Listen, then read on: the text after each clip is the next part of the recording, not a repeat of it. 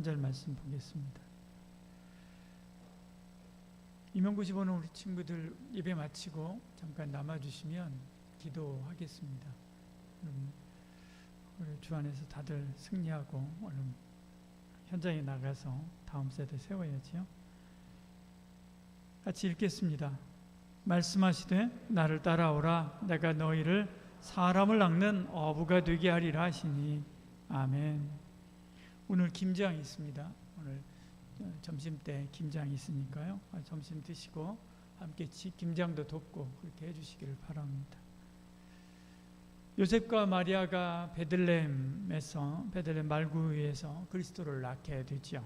애굽으로 피신하셨다가 돌아오신 예수님은 나사렛에서 성장하게 됩니다. 30세쯤 되었을 때 세례 요한의 세례를 받으시고 광야에 나아가 시험을 받으시고 시험을 이기시지요. 그리고 베세다에서 요한과 안드레, 베드로, 빌립, 나다나엘과 같은 최초의 제자들을 전도하게 됩니다. 그들과 함께 가나 혼인잔치 기적을 이루고요. 그리고 그들이 그 혼인잔치에서 물이 포도주가 되는 기적을 보고 예수님을 더욱더 굳게 믿고 따르게 되지요. 가버나움으로 들어와 전도본부를 차리고 6월절이 되어서 예루살렘으로 올라가셨습니다. 주님은 성전에서 짐승 파는 자들, 돈 바꾸는 자들을 보고 화가 나셔서 그들을 쫓아내시고 그리고 예루살렘에서 계속 남아 계시면서 병자들을 고치고 하나님 나라에 대한 말씀들을 전하게 되지요. 어느 날 밤 찾아온 니고데모에게 복음을 전하게 되고 그가 예수님을 믿고 숨은 제자로 예수님을 따르게 됩니다. 예루살렘 사역을 마치고 갈릴리로 내려가는 길에 우물가에 있었던 사마리아 여인을 만나게 되고 복음을 전하고 사마리아 성에도 들어가 복음을 전하게 됩니다.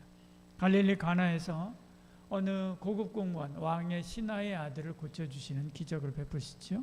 고향 나사렛에서는 동네 사람들이 예수님이 스스로 메시아다라고 말하는 것에 대해서 분노해서 죽이려고 합니다. 불신과 분노로 가득한 그 무리를 뚫고 지나 나와서 예수님께서는 가버나움으로 가시죠. 주님의 초기 사역이 이 가버나움을 중심으로 이루어지게 됩니다.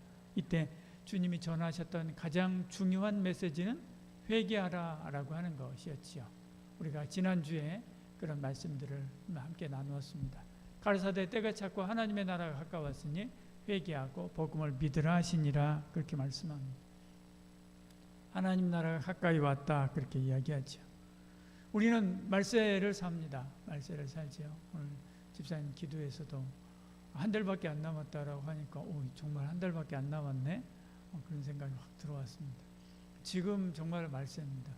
예수님이 언제 오셔도 그렇게 이상하게 느끼지 못할 만큼 참 온 세상이 죄로 가득 차 있는 것을 보지요. 성경에서도 이렇게 말씀합니다. 고린도서 10장 10절 이렇게 말씀하죠. 저에 당한 이런 일이 거울이 되고 또한 말세를 만난 우리의 경계로 기록되었다 이렇게 말씀하죠. 그때도 무슨 시대라고 이야기합니까? 말세다. 말세를 만났다.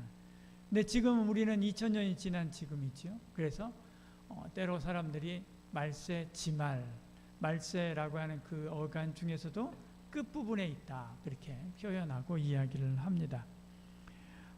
말세를 만난 우리는 그러니까 더욱더 우리에게 경계로 주신 말씀, 그 말씀을 부지런히 읽고 그 말씀을 따라 살아감으로 하나님의 나라가 임할 때에 하나님 앞에 설 때를 예비해야 합니다. 어려움이 있을 수 있지요. 어려움이 있을 수 있습니다. 그러나 견디며 기도해야 되지요. 말씀하죠. 마가복음 14장 13절에요. 모든 사람에게 미움을 받을 것이나 나중까지 모든 것이 끝나는 그때까지 견디는 자는 구원을 얻으리라. 만물의 마지막이 가까웠으니 말세지요. 그러므로 너희는 정신을 차리고 근신하여 기도하라 그렇게 말씀합니다. 기도하며 이기는 저와 여러분들에게 소원합니다. 그러나 안심하시길 바랍니다. 주님이 우리와 함께하고 계시니까요. 우리의 기도를 들어주십니다. 내가 너희에게 분부한 모든 것을 가르쳐 지키게 하라. 올지어다 내가 세상 언제까지요? 끝날까지죠. 너희와 항상 함께 있으리라. 그 말세도 우리와 함께 계시는 주님이 계십니다. 그러니까 우리는 이 말씀을 따라서 마지막까지 뭘 하는데 부지런히 애써야 돼요. 29절의 말씀처럼 모든 족속으로 제자를 삼아 아버지와 아들과 성령의 이름으로 세례를 주는 이 복음 전하는 사역, 이 사역에 힘써야 되는 것이지요. 종말이 가까웠으니 우리 목욕하고 흰옷 입고 주님 오시는 거 기다리자라고 하는 것이 아니라 발이 부르트도록 마지막까지 복음을 전해서 이 영혼도 건지고 저 영혼도 건지고 건지는 일에 우리가 힘쓰고 했어야 됩니다. 왜? 지금 배가 빠져 들어가고 있는 때이기 때문에 그렇습니다. 지금 배가 물속으로 들어가고 있습니다. 그럼 마지막까지 뭘 해야 됩니까? 사람들을 찾아서 데려다가 구명보트에다가 태워야 되는 거죠. 그것이 종말을 준비하는 저와 여러분의 바른 자세이기도 합니다. 그래서 주님은 하나님 나라가 가까이 왔으니 뭐라고요? 회개하고 복음을 믿으라 그렇게 말씀하죠. 주님이 계속해서 이 복음을 전하면서 이 복음을 믿으라 그렇게 말씀했지 않습니까? 루이지애나주에 가면 멕시코만과 닿은 폰차트레인이라고 하는 아주 넓은 호수가 있습니다. 이 호수에서 배 한 척이 예전에 파손한 적이 있었다고 합니다. 서서히 가라앉는 그 배 위에 6 자녀를 둔 아버지가 있었습니다. 아버지가 아이들을 데리고 육지로 하나씩 건져서 갔다가 아이를 놓습니다. 하나를 건져다 놓고 또 가서 헤엄쳐가지고 또 하나를 데려가고 또 하나를 데려가고 그렇게 5명을 하고 나니까 기진맥진했죠. 사람들이 당신 다시 들어가면 죽습니다 라고 이렇게 이야기합니다. 가지 마세요 라고 이야기하죠. 그때 여러분이 아버지라면 안 가겠습니까? 내가 죽어도 가야 되죠. 왜? 이 아버지가 그렇게 이야기했습니다. 저기에는 내가 가겠다고 이야기했던 내 아이 지미가 있습니다. 그 아이하고 내가 약속했습니다. 가야 됩니다. 이야기하고 다시 헤엄쳐서 갔습니다. 그 배에 도착했죠. 이제 배는 거의 다 빠져 들어갑니다. 이제 아빠에게 뛰어내려 라고 이야기하죠. 그 아이가 아빠 가슴으로 뛰어내렸습니다. 그리고 그 아이를 안고 물속으로 그냥 들어가고 말았죠. 다시 나오지 못했습니다. 여러분 이 호수가 그 호수입니다. 굉장히 길다고 합니다. 가운데 가로지르는 다리가 있는데요. 38km나 된다고 합니다. 어마어마한 거죠. 근데 이 호수에서 그런 일들이 있었습니다. 마지막까지 아버지가 한 일이 뭐예요? 자식 구하는 일이었죠. 주님이 이렇게 마지막까지 당신의 택한 백성을 구하기 위해서 필사적으로 일하셨죠. 그리고 마지막에 어떻게 했습니까? 십자가에서 죽으셨습니다. 그러나 이 아버지처럼 물속으로 들어가서 안 나온 것이 아니라 주님은 다시 살아나셨습니다. 부활하셨지요. 그리고 찾아오셔서 뭐라고 이야기합니까? 너희도 이와 같이 하라 그렇게 말씀하지. 마태복음 28장 19절 20절 이렇게 말씀하죠. 사도행전 1장 8절 이렇게 말씀하죠. 다 어느 때 말씀하신 것입니까? 죽으시고 부활하신 후에 말씀하신 거예요. 너희들 가서 복음 전하고 아버지와 아들과 성령의 이름으로 세례를 주고 그들을 살려내라. 어디까지? 땅끝까지 그 일들을 해라. 마지막까지 영혼 구원해라. 전도를 위해서 애쓰고 힘써라. 그렇게 말씀한 것을 보지요. 지금도 주님은 당신의 사역을 이어 바로 이 사역을 감당할 제자를 부르고 있는 것입니다. 4장 19절 이렇게 말씀하죠. 말씀하시되 나를 따라 오너라. 내가 너희로 사람을 낚는 어부가 되게 하리라 하시니 이렇게 말씀하죠. 이것이 저와 여러분을 부르는 소리인 줄 여러분 믿으시길 바랍니다. 왜요? 우리도 예수님의 제자이기 때문에 그렇죠. 이 시대가 주님이 말씀하셨던 이 시대보다 지금 2000년이나 지나왔고요. 2000년이나 더 그러니까 종말에 가까이 왔기 때문에 그렇습니다. 어떤 분들은 이 4장 19절을 보면서 그런 생각할 수 있습니다. 가나 기적이 있기 전에 예수님께서 요한도 베드로도 다 불렀지 않나? 그렇게 생각할 수 있습니다. 그렇죠. 그때는 예수님을 믿고 따랐지만 모든 것을 버려두고 따르지는 않았습니다. 자기 일을 하면서 주님을 따르는 그런 상태였죠. 그런데 여기서는 주님께 전적으로 따르는 것을 말합니다. 모든 것을 버려두고 주를 따르는 것을 말하는 거죠. 그래서 19절 다음에 20절에 뭐라고 이야기하냐면 저희가 곧 그물을 버려두고 예수를 쫓으니라 그렇게 말씀하죠. 제자들은 예수님의 말씀을 따라서 모든 것을 버려두고 주님을 쫓습니다. 베드로와 요한은 배와 그물을 버려두고 따랐고요. 마태는 세관의 문을 걸어잠그고 주님을 따랐습니다. 누가는 병원을 나와서 주님을 따랐습니다. 바울은 회당을 나와서 주님을 따랐지요. 오늘 우리도 하나님의 이 부르심, 주님의 부르심에 응답해야 됩니다. 하나님이 저와 여러분을 3번 부르십니다. 첫 번째 부르심은 구원으로의 부르심이죠. 구원으로의 부르심입니다. 그래서 그 부르심에 응답해서 저와 여러분이 여기 나와 있지 않습니까? 와서 예배드리고 하나님의 자녀로 믿음으로 살려고 몸부림하는 것이죠. 두 번째 부르심은 지금 여기서 부르심과 같이 사역으로의 부르심입니다. 하나님이 맡겨준 그 일, 사명으로의 부르심이 있죠. 세 번째 부르심은 천국으로의 부르심입니다. 소천이라고 하지 않습니까? 천국으로의 부르심이 있죠. 여러분은 이 부르심 앞에 첫 번째 부르심에는 이미 응해서 여기 나와 계시는 거고요. 두 번째 부르심, 세 번째 부르심은 아직 안 된 거고요. 두 번째 부르심 앞에 있는 것입니다. 하나님의 부르심, 사역으로의 부르심, 사명으로 부르심 앞에 있는 것이고요. 그 부르심에 응해서 이미 그 사명을 감당하고 있는 이들도 역시 있습니다. 이 두 번째 부르심은 약간 다릅니다. 아무나 부르지 않지요. 특별한 사역을 위해서 하나님께서 특별히 택한 사람들을, 정한 사람들을 부르죠. 모세를 모태로부터 불렀습니다. 삼손도 내가 모태로부터 나시린으로 부름받았다라고 이야기하죠. 야곱도 모태에서 택함받았습니다. 세례 요한도 모태로부터 택함받았죠. 바울도 만세 전에 이방인의 전도자로 택함받은 자였습니다. 하나님이 아브라함을 지명하여 불렀고 다윗을 지명했고 사무엘을 지명해서 불렀습니다. 예레미야, 이사야, 엘리사, 엘리야 이렇게 하나님께서 택해서 그들을 불러 하나님의 사명을 맡기신 것을 보지요. 하나님의 사람으로 쓰임받는 사람은 다 하나님께서 이렇게 지명해서 부르십니다. 그리고 그 쓰심에 합당하게 훈련시키고 준비시키고 변화시켜 가지요. 그렇게 준비가 되었을 때, 그리고 하나님께서 쓰실 수 있을 만한 때가 되었다고 생각하실 때 하나님께서 그들을 들어 사용하기 시작하십니다. 그러므로 이 두 번째 부르심, 이 부르심에 대해서 먼저 감사하고요. 두 번째는 순종해야 됩니다. 그러지 않으면 순종할 때까지 우리 자아를 꺾어 놓는 것이지요. 언제까지요? 준비될 때까지요. 요셉을 만드는데 30년 걸렸습니다.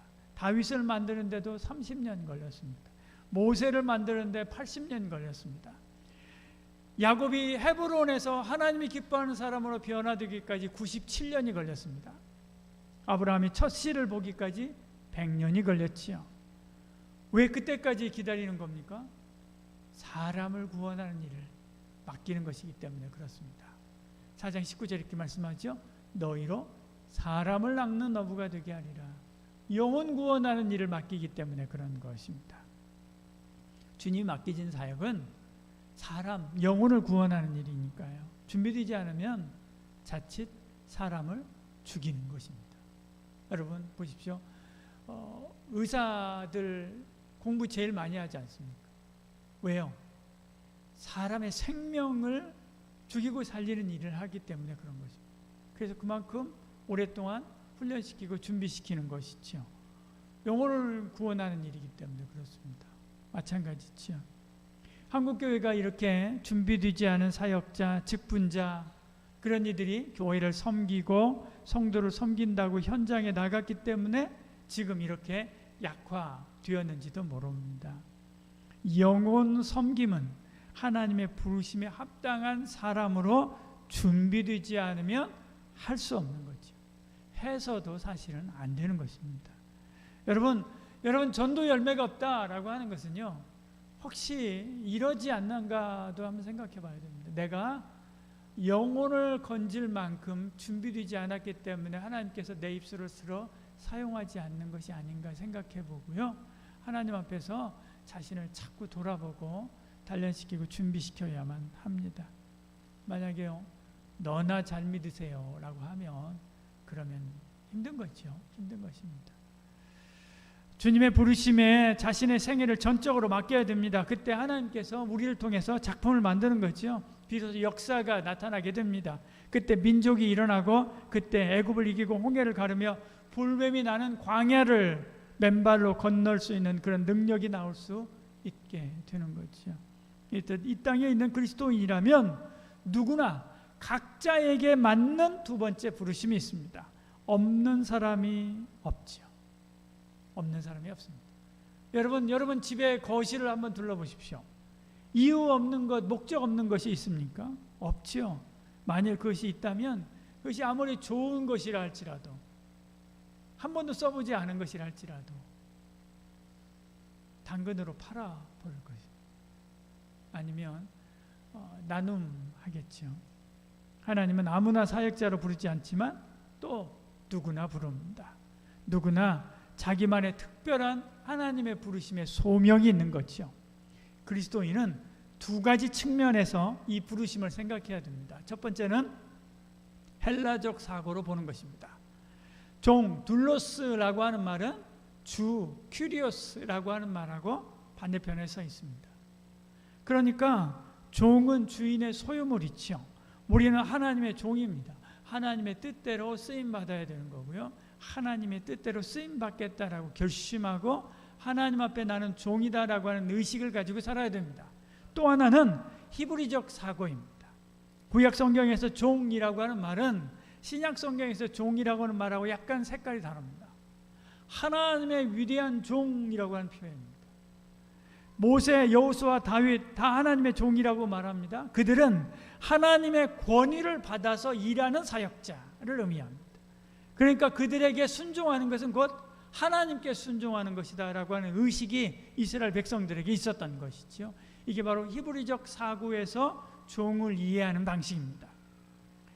여러분, 위로는 하나님의 뜻에 내가 전적으로 순종하고 순복한다라고 하는 둘로스의 의식, 이 종의 의식을 가지고요. 세상에 대해서는 하나님의 종으로 하나님의 뜻을 이룬다라고 하는 그런 의식 가지고 당당하게 세상 앞에 서야 되는 거죠. 내가 전하는 것은, 내가 하는 사역은, 나의 섬김은 나 개인의 것이 아니라 하나님이 나를 통해서 하시는 것이다 라고 하는 의식을 가지는 것입니다. 여러분, 세상 앞에서 쫄지 마시길 바랍니다. 임용시험 앞에서도 쫄지 말고요. 취직시험, 면접관 앞에서도요, 비루하게 굴지 마시길 바랍니다. 되고 안 되고 하는 것은 그들이 아는 거 아닙니다.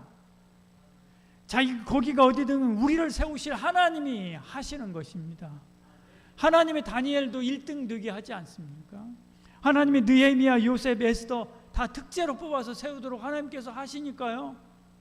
이 사람들은 도저히 될 사람들이 아니거든요. 근데 되게 하시지 않습니까? 그리고 왜 우리를 부르시는가? 일하라고 부르시는 거죠. 일하라고요. 노동은 하나님이 인간에게 주신 선물입니다. 에덴 동산에서 하나님께서 아담과 하와에게 주신 것은 놀이동산 티켓이 아니었습니다. 맛있는 뷔페집에 무료 시식권 뭐 그런 것이 아니었습니다. 노동이지요. 창세기 2장 15절에요. 가서 그것들을 경작하며 지키게 하시고 그렇게 말씀합니다. 우리가 누리고 있는 모든 것들은 다 노동의 소산입니다. 아름다운 그림, 아름다운 음악, 아름다운 영화 노동 없이 됩니까? 안 되죠. 핸델이 사흘 밤낮 잠도 못 자고 오선지에다가 그어대서 그래서 메시아가 나온 거예요. 그래서 그 음악을 우리가 듣는 것입니다. 교회 주보 한 장 저절로 나옵니까? 아니죠. 주일 식사 저절로 나옵니까? 아닙니다. 깨끗한 예배당 저절로 됩니까? 아니죠. 수많은 집사님과 청년들의 수고의 결과물들입니다. 예수님의 팔다리 근육 다 노동으로 단련된 팔다리 근육이었습니다. 일하시는 주님이 일하시는 하나님을 소개하지요. 내 아버지께서 지금도 일하시니 나도 일한다라고 말씀하시면서 주님께서 일하시는 하나님을 표방하고 이야기하지 않습니까? 그 하나님이 저와 여러분에게 일을 맡겼습니다. 노동은 하나님께서 우리에게 주신 은혜요, 법입니다. 하나님은 우리를 일하라고 부르셨습니다. 소득이 많고 적음이 중요한 것이 아닙니다. 이왕이면 큰 소득이면 좋겠지만 그러지 않아도 해야 되는 거지요. 소명은 수입에 앞서는 것이기 때문에 그렇습니다. 국어의 전미사 여러분, 장의와 쟁의를 여러분 잘 아실 겁니다. 장의는 어떤 일을 하는 사람, 기술자에게 붙이는 거죠. 미장이, 대장장이 뭐 이렇게 합니다. 쟁의는요, 어떤 일을 좋아하는 사람에게 붙이죠. 그 사람의 성질을 표현할 때 씁니다. 환쟁이, 글쟁이 그렇게 이야기합니다. 장의는 바꿀 수 있습니다. 장의는. 여러분, 미장이가 경기가 안 좋아요. 그래서 대장장이 기술을 배워가지고요, 대장장이가 될 수 있습니다. 그런데 쟁이는 바꿔지지 않습니다. 글쟁이는 어디 가든 글을 씁니다. 그림쟁이는 어디 가든 그림을 그립니다. 왜? 그것이 자기에게 기쁨이고요, 자기에게 생명이고요, 자기에게 즐거움이기 때문에 그런 거예요.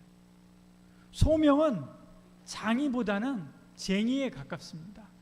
그래서 우리는 예수쟁이지요. 예수 떠나는 살 수 없습니다. 예수 일이 아니면 살 수 없는 거죠. 그래서 바울이 이렇게 이야기하는 것입니다. 내가 증언한 하나님 말씀 전하는 이 일을 하려 하면은 내 생명도 조금 더 아깝게 여기지 않는다. 왜요? 쟁이이기 때문에 그런 거예요. 그것이 그의 생명이기 때문에 그렇습니다. 소명은 수입이나 성공이나 인기에 앞서는 것이지요. 여러분 한 사람 한 사람에게 묻습니다. 여러분에게 이런 소명이 있습니까? 주님께서 여러분에게 맡겨준 소명, 나 이거다. 바울이 이야기하는 것처럼 내 생명 내놔도 나 이 일을 할 거야 라고 하는 그 소명이 있습니까? 있습니까? 있길 바랍니다. 없는 것 같지만 모르는 분도 있습니다. 없는 사람이 없는 거예요. 있는데 인지하지 못해서 그런 거죠. 소명은 자기 발견입니다. 하나님이 다 각자 다르게 지었습니다. 그 부르신 사명을 따라서 은사를 부어주시는 거죠. 신체적인 특징도 부어주시는 것입니다. 독수를 지으시는 하나님께서 하늘을 훨훨 나라고 독수를 지을 때 코끼리 다리를 붙여주지는 않지 않습니까?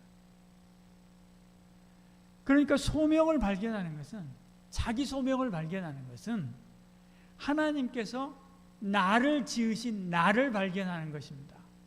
그래서 평생 다른 사람 바라보고 흉내내는 삶에서 벗어나는 거예요. 내 삶을 찾고 내 몸을 찾고 내 마음을 찾아서 그것을 마음껏 누리는 것이지. 이것이 바로 나를 향한 하나님의 부르심을 발견하고요, 그것을 위해서 사는 사람의 삶입니다. 그렇다면 주님이 나를 부르실 때 모든 직장 다 내려놓고 사표 쓰고 와가지고 교회에 앉아 있어야만 하는가? 예, 특별한 사람들은 그렇게 부르십니다. 특정한 몇몇 사람들 그렇게 부르죠. 저와 같이 이렇게 사역으로 부른 사람들은, 이 사역으로 부른 사람들은 그렇습니다. 그러나 대부분은 그렇지 않습니다. 많은 경우 직장으로 부르시죠. 거기가 부르심의 현장인 것입니다. 하나님이 요셉을 어디로 불렀습니까? 요셉의 왕궁으로 부르신 거죠. 다니엘을 바벨론 왕궁으로 불렀습니다. 에스더를, 느헤미야를 불러서 사용했지 않습니까? 그곳에 하나님의 나라를 세우기를 원하시기 때문에 그런 것이지요. 그 일을 위해서 직장에 다니게 하시고, 그 일을 위해서 내 삶의 현장에서 최선을 다하게 하시고, 그 일을 위해서 내 전문 분야에서 진보가 있게 하나님께서 하시는 것입니다. 영어 성경의 대명사라고 하는 킹 제임스 버전을 번역했었던 윌리엄 틴데이 이런 이야기를 했습니다. 하나님을 기쁘시게 하는 일이라고 한다면 물 깃는 것, 설거지, 구두 고치는 것, 설교하는 것, 가서 국어를 가르치고 영어를 가르치는 것, 가서 기계를 고치는 것, 다 똑같은 일이다. 하나도 다르지 않다. 그렇게 이야기를 했습니다. 두 번째 부르심, 이 두 번째 부르심을 받고 직장에 나가지만 직장, 그 직업, 그 일 자체보다는 거기서 하나님의 영광을 나타내는 거룩한 사람으로 살아가는 것, 그것을 더 중요하게 여기고 그 일을 위해서 살아야 되는 거지. 거기가 여러분의 설교단인 것이죠. 거기서 여러분은 삶으로 하나님의 말씀을 다른 사람들에게 표현해내는 것이죠. 여러분의 삶을 가지고 설교하는 것입니다. 하나님의 부르심은 단순한 일로의 부르심이 아니라 결국엔 삶으로의 부르심입니다. 이것이 두 번째 부르심에 응답하는 왕같은 제사장의 삶인 거죠. 그렇게 하나님의 두 번째 부르심에 절대 순종함으로 하나님의 나라에 귀하게 쓰임받는 저와 여러분이 되기를 소원합니다.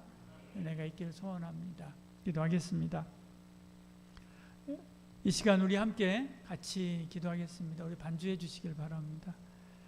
주님, 나를 불러주신 주님 감사합니다. 구원의 부르심으로 살았으니 이제 사명의 부르심에 보답하게 하여 주시옵소서.